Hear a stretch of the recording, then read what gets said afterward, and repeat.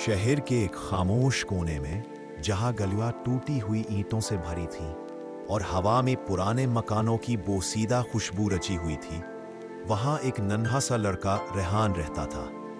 वो एक यतीम था जिसके वालिदैन कई साल पहले अचानक गायब हो गए थे। मोहल्ले वाले कहते थे कि वो किसी सफर पर गए थे और वापस ना आए, मगर रेहान के दिल को यकीन था कि वो जिंदा है।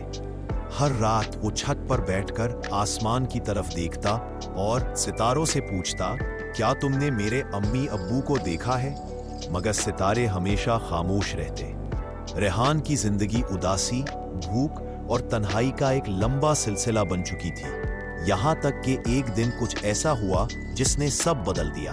इस रात आसमान पर चांद खास तौर पर रोशन था। रेहान जब अपने बोसीदा कंबल में लिपटा बैठा था तो अचानक उसने एक नरम सी म्याऊं की आवाज सुनी। जब उसने आंखें खोली तो सामने एक बिल्ली बैठी थी, मगर वो आम बिल्ली नहीं थी। इसकी आंखें नीली थीं, इतनी नीली कि लगता था जैसे आसमान के दो टुकड़े उसकी आंखों में कैद हों। रेहान ने हिचकिचाते हुए पूछा, तुम कहां से आई हो? बिल्ली ने नरम मगर साफ आवाज में कहा, मैं तुम्हारी मदद करने आई हूं रेहान।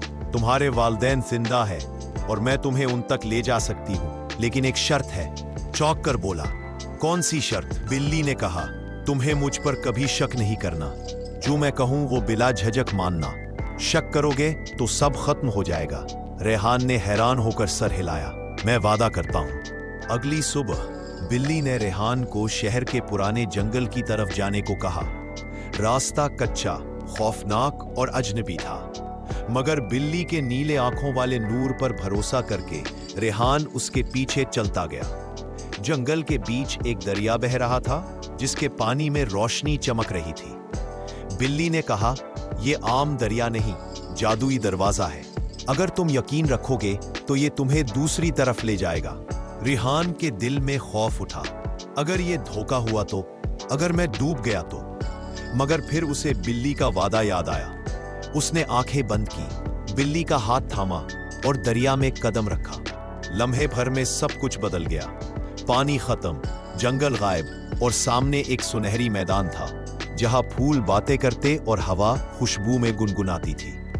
बिल्ली ने उसे एक पहाड़ की चोटी पर ले जाकर कहा, यहाँ एक पला है जिसमें तुम्हारे वालिदैन कैद है, मगर अंदर सिर्फ वही जा सकता है जिसका दिल शक से पाक हो।